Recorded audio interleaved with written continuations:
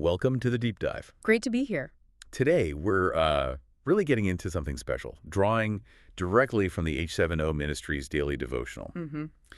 Our mission today is to unpack a really potent passage.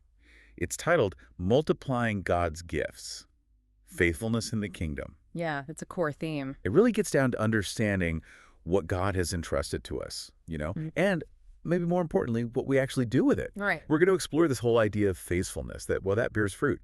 Why it's just so central. It really is. So the devotional, it kicks off right away with a foundational spiritual law. It's straight from Jesus in Matthew 25:29. Ah, the parable of the talents concluded. Exactly. It says, "For whoever has, more will be given, and they will have an abundance.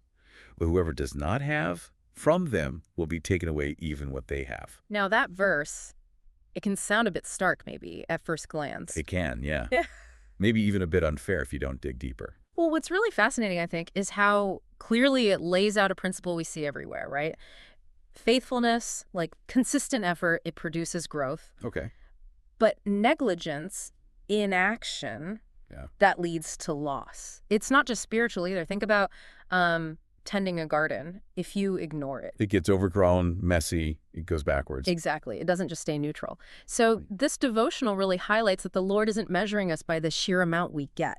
It's about our stewardship, Right. what we do with what we're given. Like that contrast between the servant who multiplied his talents and the one who, well, buried his out of fear. That's such a key distinction. So it's less about the starting amount and more about the follow-through, the action. Precisely. And the devotional is really clear on this.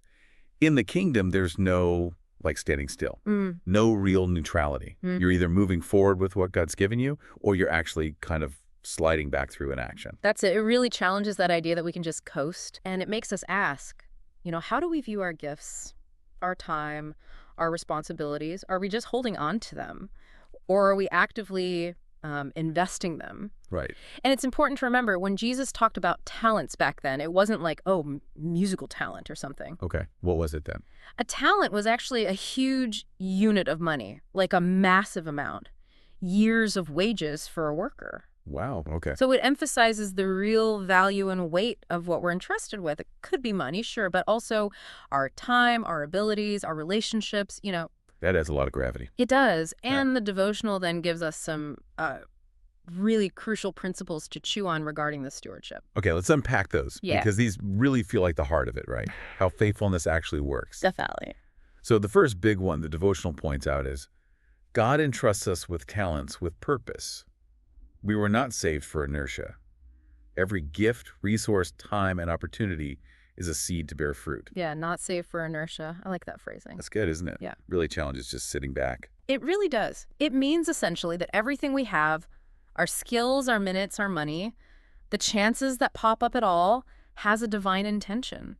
It's not random. A seed to bear fruit. Exactly. It's like an investment from God into us, meant to produce something good.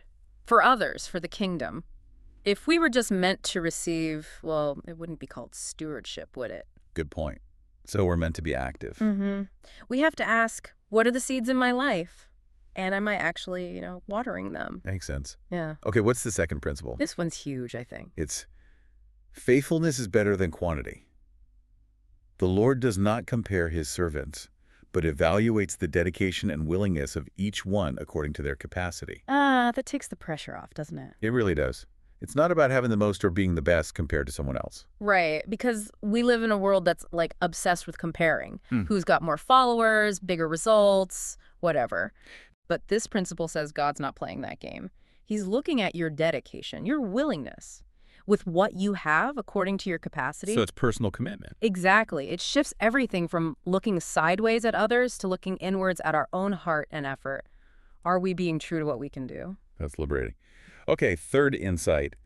This one digs a bit deeper, I feel. It does. It hits on motivation. Fear paralyzes. Love moves.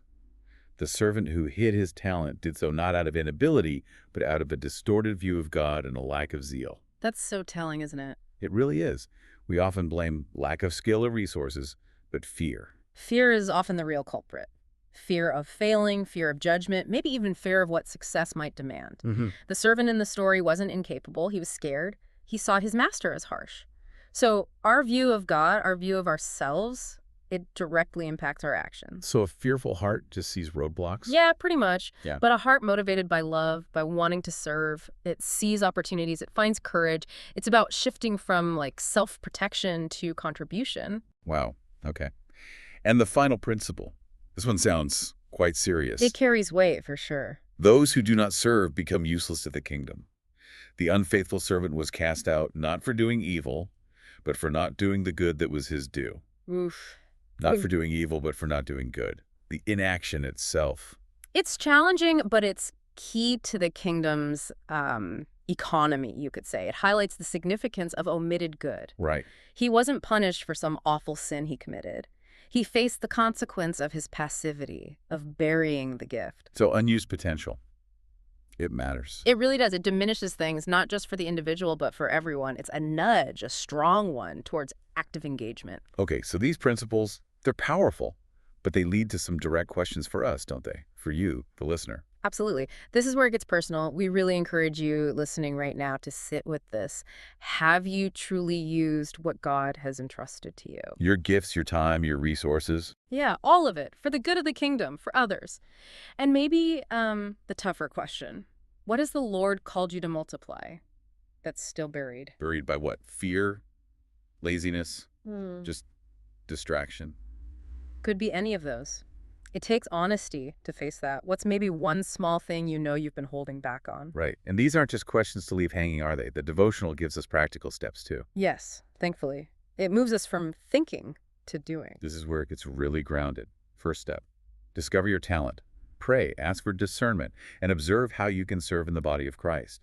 Everyone has something to contribute. It's about being intentional, isn't it? Not just waiting for some big sign. Yeah, not waiting for a lightning bolt. Right. It might be recognizing something already in you, a passion, something that comes easy, or even just seeing a need you feel drawn to. And observing how you can serve. Means looking around you, your community, your church family, your neighbors.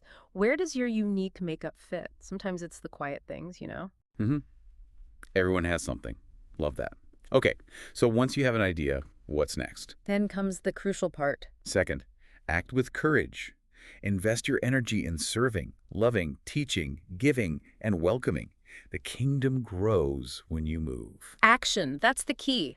Moving from I know to I do. Act with courage implies it might feel risky sometimes. Often does. Stepping out of the comfort zone, investing energy, time, emotion, resources, whether it's practical help, showing love, sharing what you know, giving financially, or just making someone feel welcome. Right. These are all investments. And the point is, even small actions add up. They build the kingdom.